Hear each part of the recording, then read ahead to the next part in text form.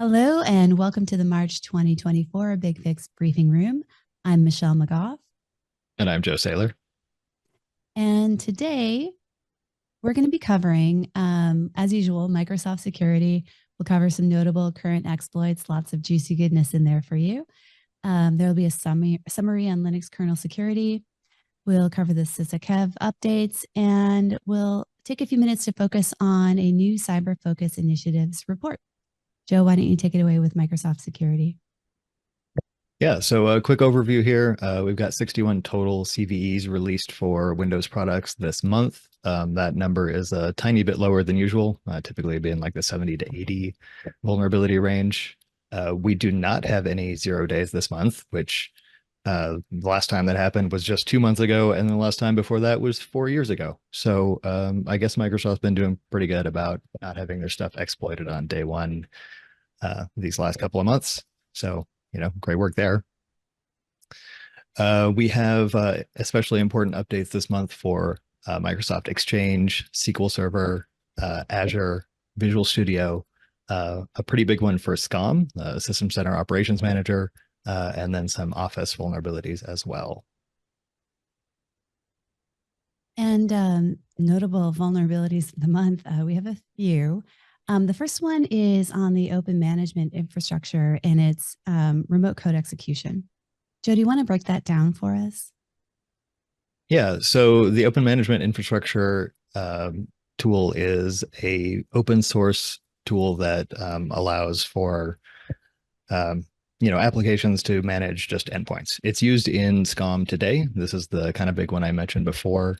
It allows any sort of code execution against the OMI interface for an attacker within line of sight of your endpoint. So this doesn't require any sort of user interaction, so it's especially scary from that standpoint. Again, I'll remind you we had no 0 days, so this hasn't been actively exploited right now. But given that it's been disclosed, I expect there's going to be kind of an arms race between attackers and patches starting like right this second. So this one will be especially important to deploy to head off any of those incoming attacks. I do expect that we will see an uptick in scanning against the port, given how juicy this target is and how seemingly easy it's going to be to exploit. So it's OMI runs on port 5986 by default. If you want to get ahead of scanning your infrastructure for where this stuff might be, you can do your own scanning against that port. So I might suggest doing that. This does, from Microsoft's perspective, only affect SCOM, but because it's open source and used elsewhere, I kind of expect us to see, more patches in other products coming out shortly. So keep an eye out in that space. Yeah, this is one of the times when I would have to agree that the 9.8 rating is a good match for the severity. Yeah, absolutely. 9.8 is where this one should be. And here we've got another one. It's an Azure Kubernetes elevation of privileges, another 9.8. What's happening here, Joe? Yeah, so this one allows attackers to take control of private guests in your Kubernetes network. Again, because it doesn't require any sort of authentication, this does not require a user to touch it. So you don't have to be tricked into, clicking on a questionable executable for an attacker to take advantage of this one. So it's especially dangerous from that perspective. We also tend to think of sandbox devices as, pretty secure just by their very nature. And this really circumvents that. So, an extra layer of worry there about your private guests and your Kubernetes network. Oof, I think is the only response I have to that one. To make things even worse, patching the Kubernetes endpoints isn't super straightforward.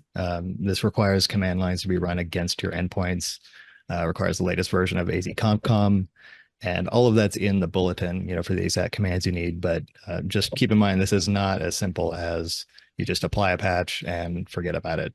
There's actual things you need to do if you have a Kubernetes network.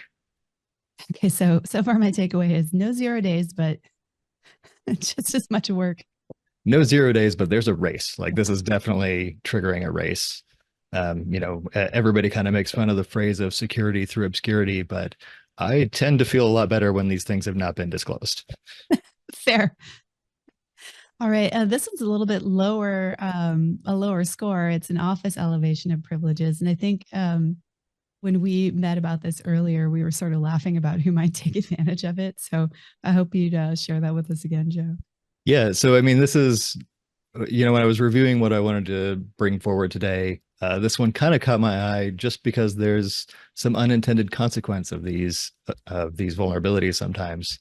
Um, this is a really simple, just elevation of privilege on any endpoint that has Office installed, right? So an attacker, if they tricked a user into clicking an executable, they could elevate to system, which is not great, but elevation of privilege for a local attacker that already is authenticated is like those exploits are a dime a dozen on Windows, unfortunately. But this one in particular, just because of how, relatively easy it seems to exploit, I would be more worried about my own users taking advantage of it. Like, what if Shannon from accounting gets bored and wants to install Minecraft? Like, this just lets her do that. So, where we in IT are famously against fun, and so we got to stamp out fun wherever it could be. So this one seemed important to me to close. Okay. All right. What's next, Joe? Oh yeah. Yeah, the change healthcare supply chain vulnerabilities. I think everybody's heard about this one. Do you want to break it down for us? Yeah, so this one happened a couple of weeks ago, not super current. The effects are ongoing. So Healthcare is a medical payment processor for quite a few healthcare companies. I don't want to say all of them, but enough that it's a White House level problem. Like people were dragged into the White House to take care of this thing. So it was a ransomware attack. I don't know that the particulars of how it was executed are super important, but it does a really good job of highlighting how the magnitude of consequences for not having a secure environment, not sanitizing your help desk inputs, that sort of thing. So that's all important lessons to take. But there are some other things that happened here that I think will affect the security landscape going forward that we should really talk about. Um, a couple of details that to set this up.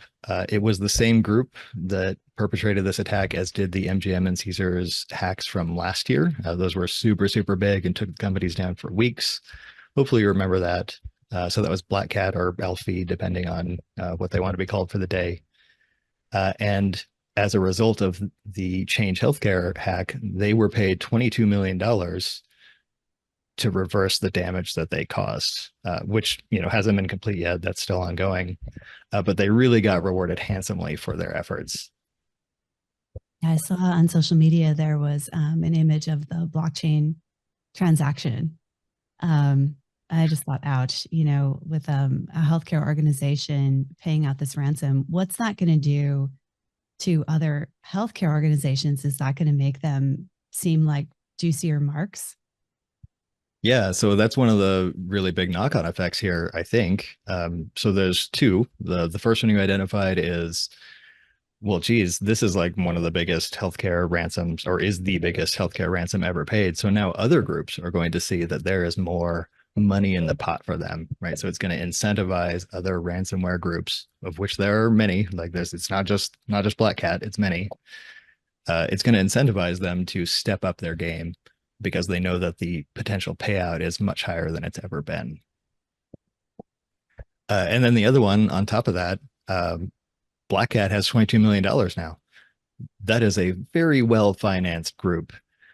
And, like any good business, and this is their business, they perpetrate ransomware attacks and they make money off of it. So if you were a business and you had a sudden windfall, well, you would probably reinvest it in your business. So they've got $22 million worth of resources to spend on doing more and more of these kind of attacks. I noticed here you've got a bullet there on reporting vulnerabilities to us here at BigFix. Yeah, so this really highlights how hacks against things that are in your supply chain, not necessarily your company, can affect you. So, Change Healthcare got taken down, and that kind of took down the companies that relied on them as well. And we, BigFix, are a part of your supply chain, assuming you're watching this and use us. I hope so. If not, please buy BigFix. Um, So, we take any reports of security vulnerabilities in our products super, super seriously. Please, please, please tell us. Uh, the email address at the bottom there, pcert@hcl.com, is our main report avenue. So if you see anything that looks like a vulnerability, if you see anything that sounds like a vulnerability or smells like a vulnerability, please let us know. We have several internal channels that look for those as well. But Yeah, I've been personally involved in several of these reports, and we always drive them to completion. that's great. Well, that's a tough one. Team City and ConnectWise. Now I heard ConnectWise might have been connected, sorry for the pun, to that Change Healthcare um, ransomware attack. But ConnectWise actually said that they weren't, they do have vulnerabilities, a couple of them, but that they weren't relevant to the Change Healthcare attack. So this is something else, right? Yeah, I mean, I couldn't say what exactly was involved in the Change Healthcare attack.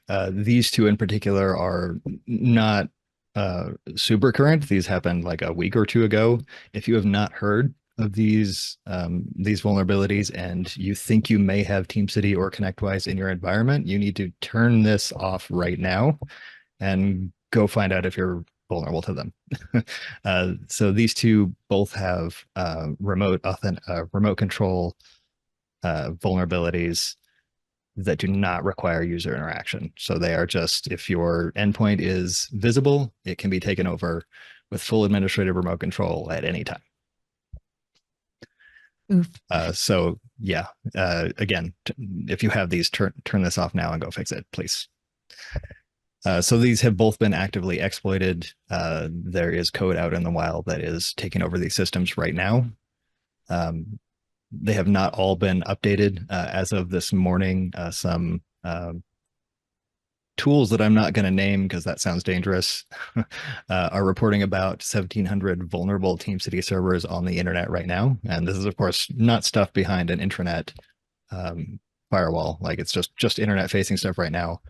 And probably by the time you hear this, they will have already been exploited, but they're out there, and yeah, it's quite a big thing. Okay. One thing I really wanted to point out here is the CISA KEV list, which if you've seen any of these before, you've known how we kind of emphasize it. The known exploited vulnerabilities list.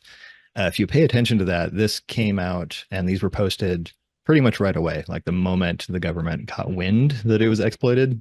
And so if you are paying attention to that list, you would definitely have seen this before you maybe got affected by it. Yeah, there's a lot of value in the CISA KEV research and that list. I think that's really why we focus on it every month, because so much of the data that we get is referenced in there. Yeah. Oh, virtualization. You mentioned earlier about how being in the sandbox should be a safe thing. And I think that made this vulnerability sort of the one of the month. So here we've got virtualization outside of the sandbox. But inside the sandbox, you're vulnerable. Am I getting that right? That is absolutely right. Yeah. And it is absolutely terrifying. As a security focused person, as a general power user in my home life, I will very frequently toss like a questionable executable into a virtual machine and, maybe fire up some monitoring tools. And to me, that's a very reasonable defensive posture to take. If I really need to know what's in an executable and, I don't want to like say burn down my main machine, I only burnt down a virtual machine and it's fine. Like no one cares about that. These vulnerabilities in practically everything. It's a strange trend. It's almost a glitch in the matrix moment because both Microsoft Hyper-V, all of the VMware products, practically Workstation, Fusion, and ESXi, along with the earlier Kubernetes vulnerability we talked about, they're all happening at the same time, and they're all pretty similar. Where stuff run inside the virtual box can get out of the virtual box. So all of these allow, an attacker who has tricked you into running an executable defensively in your VM can run stuff on your actual workstation or on your actual hypervisor. Right. Yeah, I mean, I always think of some of the influencers in cybersecurity will educate people on how to, look at an exploit and see how it can be harnessed, or how to test or play with a vulnerability to do things with it. And the first thing they do is load up a VM and make you feel safe. And this is exactly the scenario that you're describing, is that in this case, you're not you're not safe. Yeah, I mean, again, absolutely terrifying. Like Yeah. I'm okay with burning down the virtual box, but the moment it gets to my real system, I am not a fan of that. Do not want my stuff to explode. And that's exactly what this leads to. Okay, well, that's enough, I guess, to think about. Let's move on. Linux kernel security. So you've got a summary for us here. It looks like a pretty mundane month. Yeah, a little bit. I almost think that this is more than usual for Linux kernel security, at least in terms of severity for me. This is everything over a 7 CVSS for the Linux kernel this month. You'll notice it's really the same thing. It's 3 CVEs, but it's really just one product inside of Linux. And that's the NVMe over TCP driver. The technology is really cool. Like it basically lets you connect your really, really fast NVMe drives directly to your network with TCP without any like really expensive hardware network layer, like say fiber channel in the way that would normally make it perform well. So the technology is really cool, but what this exploit ends up doing is allowing any of those exposed TCP interfaces that talk directly to your really fast hardware to be crashed, like whenever an attacker wants. So, no user interaction. It's not anything that like somebody needs to be tricked into clicking on. It's just if an attacker can see the TCP interface, they can take it down. So as far as Linux vulnerabilities go, this is about as serious as it gets, honestly. Okay, Still well, not I've that been serious, but corrected. But it's just the one. Yeah, it looks like it's the same, just yeah, like absolutely the same. Yeah, just driver. different CVs for a very, very similar thing against the same item. Okay, thanks, Joe. All right, CISA KEV, 13 new entries since last month. Um, Really, this isn't. It kind of feels like it's starting to feel like business as usual, and this list is pretty new. Still, I mean, it's only been around for a couple of years. Yeah, Um, it's really for me kind of a Groundhog's Day moment. I swear every month it is exactly 13 entries. Like I don't know what sort of planet alignment thing has happened to make it be exactly 13 every month, but here we are. I never have to resize this graph though, which is, kind of nice, I guess. I Take think the win where I can get it. I think I did just so I could edit the title. Perfect. Yeah. So the items in red we've already talked about, the ConnectWise and Team City vulnerabilities. This would have been a really great thing for you to have already paid attention to. In general, the rest of these are not super surprising. To me, this month, the thing that's a little abnormal is that there's a lot of mobile device exploited vulnerabilities this month. We've got both iOS and a fair bit of Android in here. So, if you're using those as devices inside your enterprise environment, please take an extra look at your Apple and Android devices for any updates. And the same goes for at home too. I mean, we're an Apple household, and it used to feel like we weren't getting as many updates, compared to when we were on Windows, and that's really changed, Joe. I mean, we're feeling the pain of the constant OS updates for all of our devices, regardless of the Yeah, platform. my every time I look at this list, my behavior absolutely changes on my own Android phone from update later to update now. Yeah, yeah. Okay. Um, Oh, yeah. Okay. So we've got a new report in Cyber Focus. Can you tell us about it? Yeah, so just a couple of weeks ago, Cyber Focus 1.2 came out. If you don't have this already in your BigFix console and web reports, check out your license overview page and see if you have it available. And if not, talk to your local salesperson and see what it'll take. So this new report that we have that just came out, it essentially allows you to visualize uh, vulnerabilities from groups of CVEs against multiple groups of computers. Is that So, what the supergroup means? yeah, we're calling them supergroups. That's Group. new. Yes, they're very super. So that's a new term for BigFix. It is not a single clump of computers. It's basically multiple clumps of computers within the group. So it's you just select, within the interface, as many groups as you want. I think the default limit is like 30, so it goes up pretty high. And that's the groups that it uses to differentiate the colors within the graph that you see on the right there. Okay, and each one of those selected, bundle of groups is a supergroup effectively. So it would represent a different color on the chart here. Yeah. Okay. Okay. And then you said it's checking against advanced persistent threat groups. You want to talk about threat groups? Yeah. So just to back up 1 second, the default for this is to like it wants the user to paste in just a list of CVEs to test against. However, inside the debug menu, and this is in the documentation, you'll have to go check it out. There's a little slider that allows you to enable the advanced persistent threat group option inside of the report. An APT group, an advanced persistent threat group, APT for short, is essentially a well-known group of attackers that tend to use similar CVEs within their own group. So for instance, and we talked about the Black Cat group earlier for Change Healthcare, you would be able to add the Black Cat APT group and see which of your systems are vulnerable to CVEs that they have been known to use.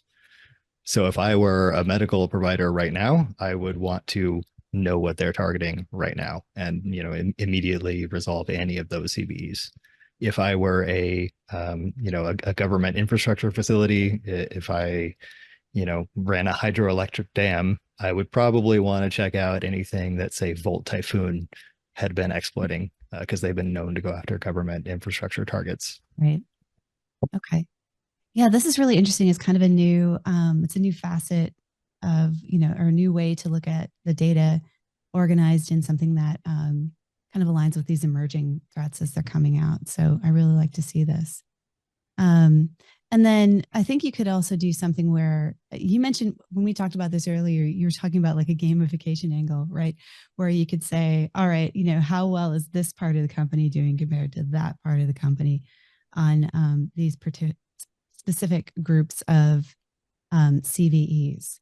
So, I mean, that's kind of a positive way of looking at it, but could you see maybe teams using Yeah, for sure. Like, this allows you to see if you're a retailer, how's my store in Washington doing versus how is my store in New Hampshire doing? And you can do, I don't know, give whoever's less vulnerable a pizza party at the end of the month or whatever. And, we all know that's the ultimate reward in corporate America, of course. Either a pizza party or maybe a new red stapler. I don't know, one of the two. Yeah, that's definitely what builds the employee experience, improves it is pizza parties for sure. All Yeah, right. I mean, that's the only reward I need, right? Like, obviously. I've known you for years. I don't think I've ever seen you eat pizza. It happened. It could happen. All right. Well, this isn't too bad of a month, no 0 days, but there's still a lot of work to do. Thanks for joining us, and we'll see you again next month. Bye, everyone.